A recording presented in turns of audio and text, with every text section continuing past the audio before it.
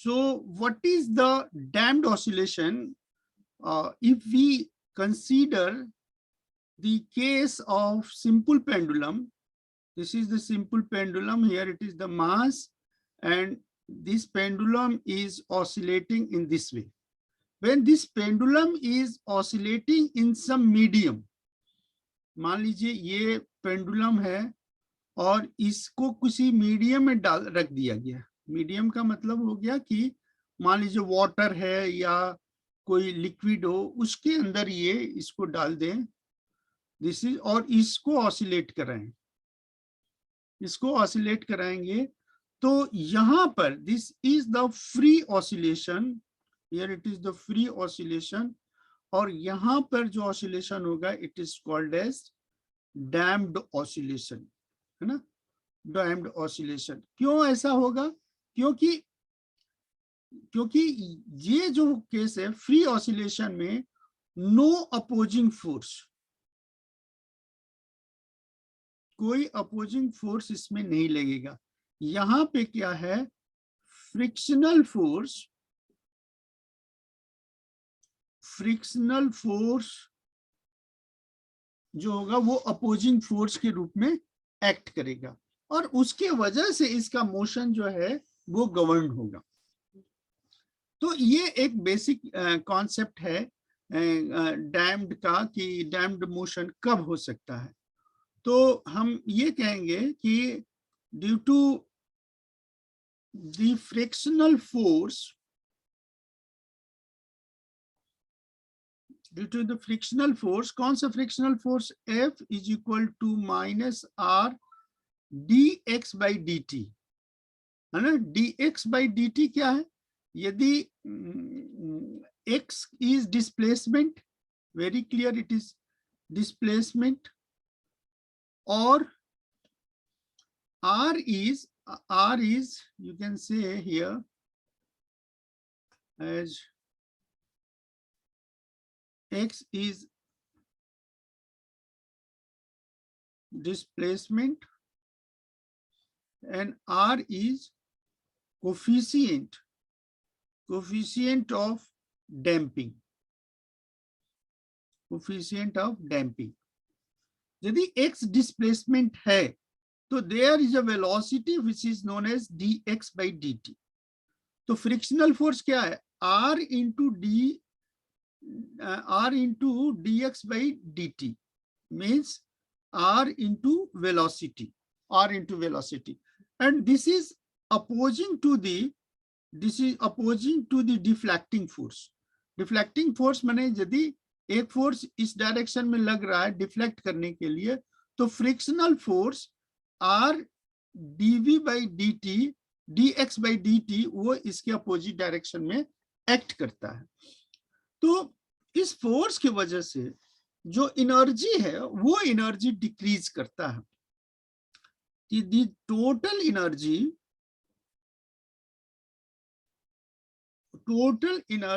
of the harmonic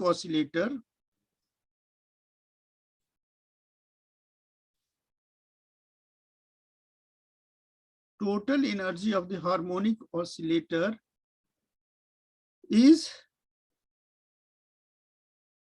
decreasing with time, समय के साथ एनर्जी घटेगा, है ना।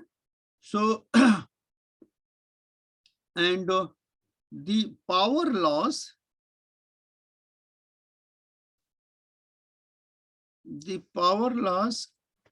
can be equated, the power loss can be equated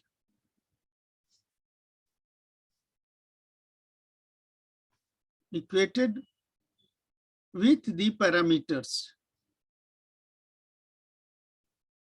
कौन कौन पैरामीटर्स हैं? इन पैरामीटर्स को यदि हम देखें तो ये कहेंगे कि the rate of loss of energy,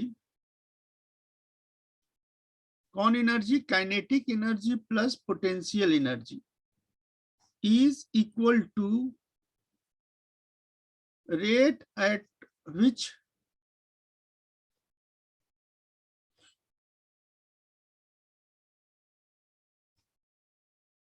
work done.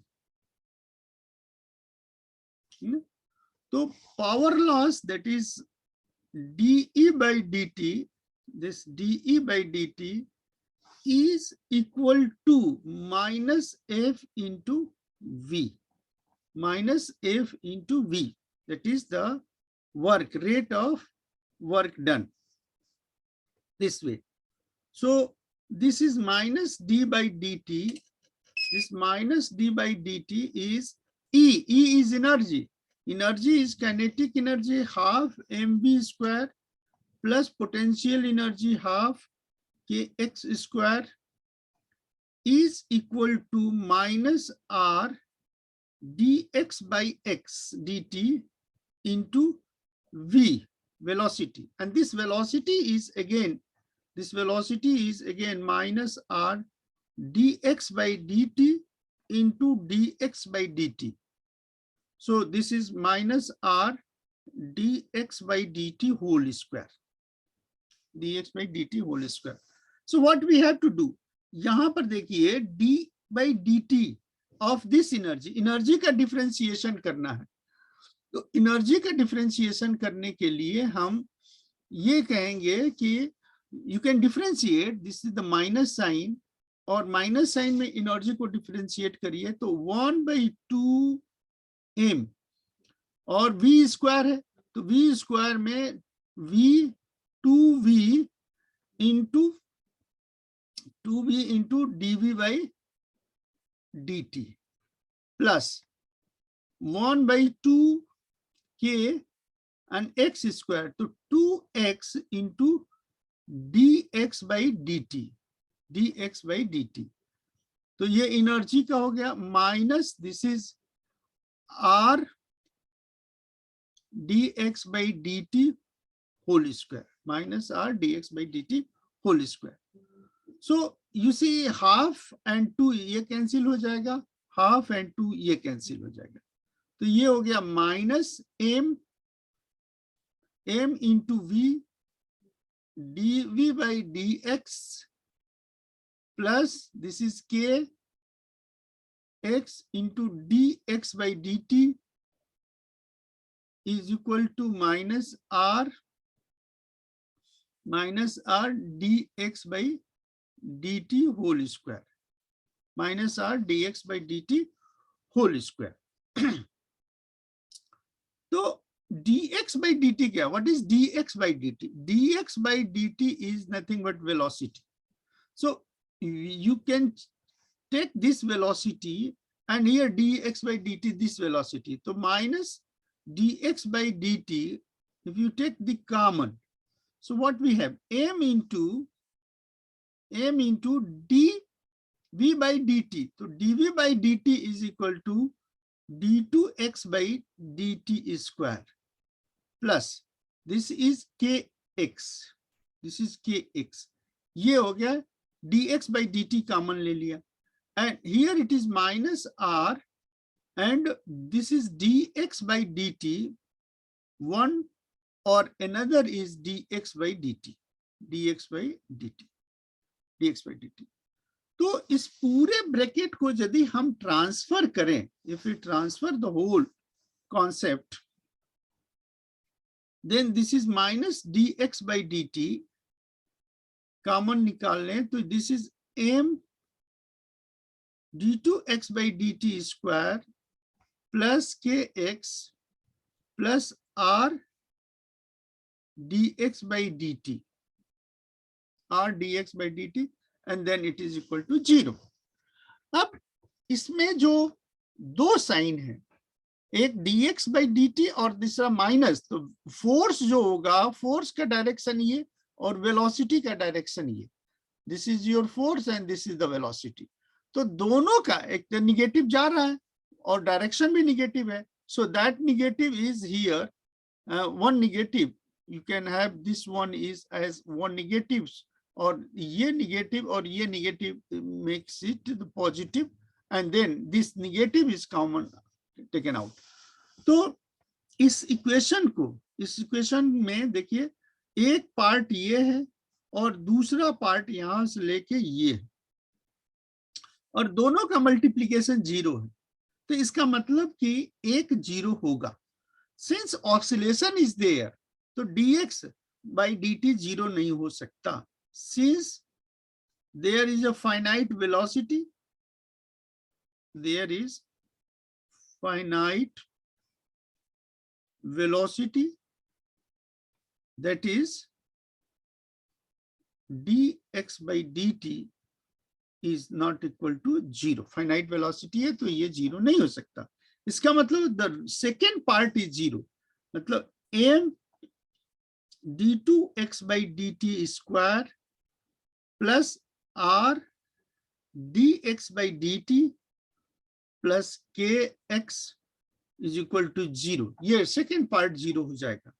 इसको थोड़ा रेशनलाइज कर दें तो d2x by dt square plus r by m dx by dt plus k by m x is equal to 0।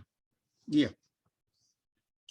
अब this r by m और k by m, ये जो parameters है इसकी अलग से वैल्यू रख दें तो d2x by dt square plus this is 2b dx by dt plus omega square x is equal to 0, where 2b is equal to r by m and omega square is equal to k by m। तो इसमें जो damping factor है, and this one is the most general equation, this is the most general equation of damped oscillation, this is known as equation of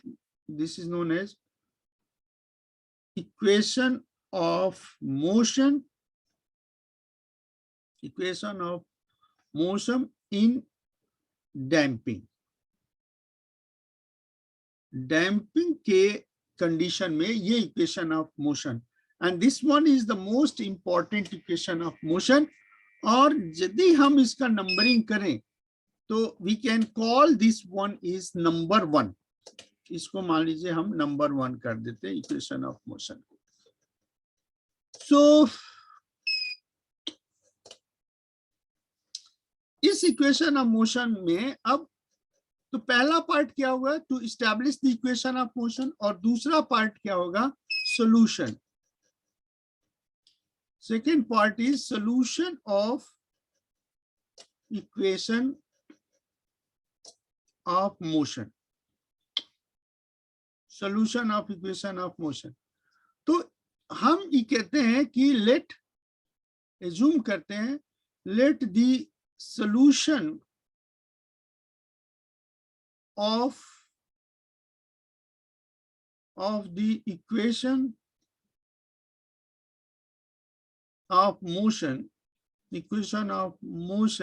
is, क्या solution है, ये solution है x of t is equal to a constant and this is minus a constant e a t, ये solution है। This is equation number 2 है ना।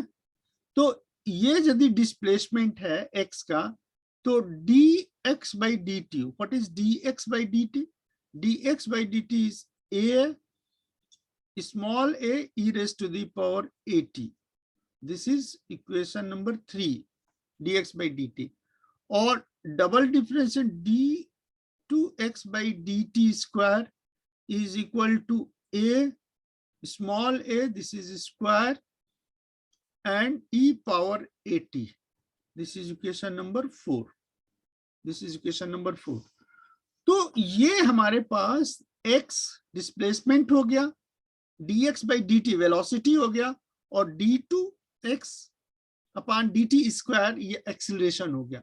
और ये तीनों टर्म जो है इक्वेशन नंबर 1 में सब्स्टिट्यूट किया जाए तो कैसे लिखेंगे, bye substituting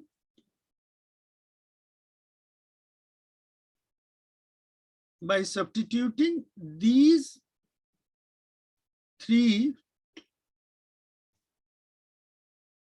equations values in equation 1, we have what we have: a small a square E80 plus 2b a small a E80 plus omega square a e raised to the power 80 is equal to 0. ये substitute करने से हमारे पास ये value आ गया।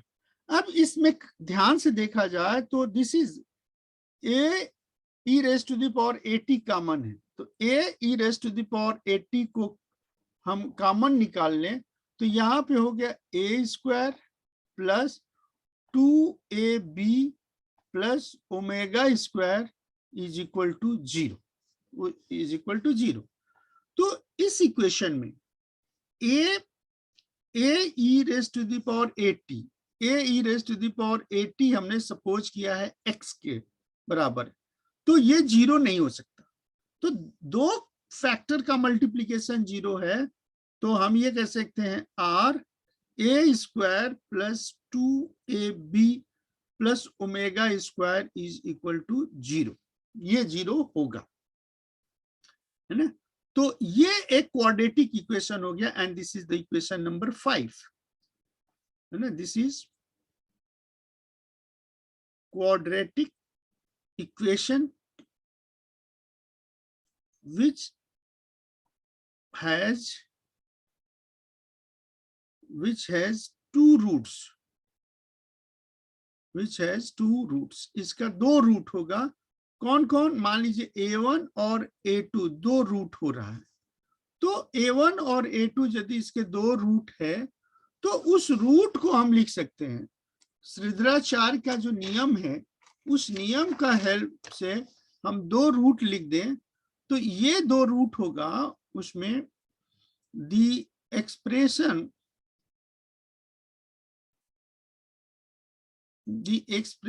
for the roots are a is equal to what is minus b plus minus under root b square minus 4ac, that is 4 omega square, 4 omega square upon b square है, that is b means 2b, here it is 2b into 2 into 1. So this is nothing but minus b plus minus, this is b square minus omega square, b square minus omega square. तो ऐसा क्यों होता है? क्योंकि ये 2 है और ये 2 का होल स्क्वायर, दिस इज 2 का whole square and this is the 4 omega square, तो 2 का होल स्क्वायर इज 4, 4 कॉमन हो जाएगा तो यहाँ 2 मिलेगा, ये 2 मिलेगा और ये 2 into 1 है तो that is 2. So 2 to cancel from numerator and denominator and therefore this one is the equation. अब इसमें this can be written as, यदि इस पार्ट को हम p कर दें, इस पार्ट को p कर दें तो ये क्या हो जाएगा? This is minus b plus minus p, minus b plus minus p in order to simplify the equation. तो इसमें दो रूट्स था a1 plus a2, root a1 plus a2, या we can say this one is a1. What is a1? a1 is minus b plus p, a1, or and another root is say a2, a2 is minus b minus p, ये a2. तो a1 और a2 के help से जो equation बनेगा, दो solution, the solution are expressed as, solution is expressed as x1 t is equal to capital A1 e raised to the power a1t और दूसरा x2t is equal to a2 e raised to the power a2t. ये दो equations के solution. So this can be considered as equation number 4 and this is equation number 5 और here it is equation number 6. तो दो equations हो गए, equation number 5 और equation number 6, दो अलग अलग. दोनों का कॉम्बिनेशन भी एक सॉल्यूशन होगा. तो the most general equation, the most general solution of the equation 1 is given as x of t is equal to x1t plus x2t. This is a1 e raised to the power a1t plus a2 e raised to the power a2t. Yeah, this is xt is equal to a1 and e raised to the power a का मान क्या है? This is the value of a, that is minus b plus p t plus a2 और a2 small a2 की value क्या है? minus b e raised to the power minus b minus p of t. And this is equation number 7 and here it is the equation number 8. And this is the most general equation as the solution. This is the most general solution of the equation. तो जो equation 1 है उस equation का जो most general solution है वो ये हो. अब इस equation में दो कांस्टेंट है a1 और a2. इस दो कांस्टेंट की वैल्यू हम निकाल सकते हैं. तो उसके लिए बाउंड्री कंडीशन का जरूरत है. बाउंड्री कंडीशंस है ना. इस बाउंड्री कंडीशंस के हेल्प से हम a1 और a2 का मान निकाल सकते हैं. कैसे निकालेंगे? लेट अस सी. बाउंड्री कंडीशन में पहला बाउंड्री कंडीशन क्या है कि when t is 0, when t is 0, t 0 होगा तो उस समय डिस्प्लेसमेंट 0 हो रहा है. उस समय डिस्प्लेसमेंट 0 हो रहा है इनिशियल. लेकिन velocity is dx by dt. Velocity 0 नहीं होगा. There is some finite velocity. और ये कब है? That is initial condition. Initial condition. Initial condition का मतलब कि जैसे ये सिंपल पेंडुलम है और यहाँ पर जब हम ऑसिलेट कराना चाहते हैं तो ये t0 है. तो t0 है तो x0 होगा. लेकिन ये इस स्टेट में जब भी आएगा तब भी इसकी वेलोसिटी होगी. तो वेलोसिटी जो होगा v is not equal to 0. तो ये इनिशियल कंडीशन. अब इसकी वैल्यू को हम सब्स्टिट्यूट कर दें, एक डिस्प्लेसमेंट के लिए और दूसरा वेलोसिटी के लिए. तो for displacement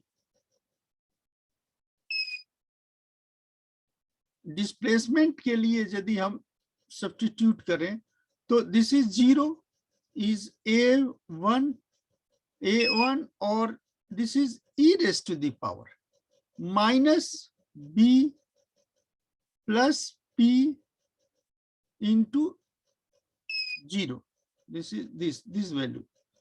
This value is 0 plus a2 e raised to the power minus b minus p and this is 0. So exponential 0 है. तो एक्सपोनेंशियल 0 होने का मतलब क्या है? 1.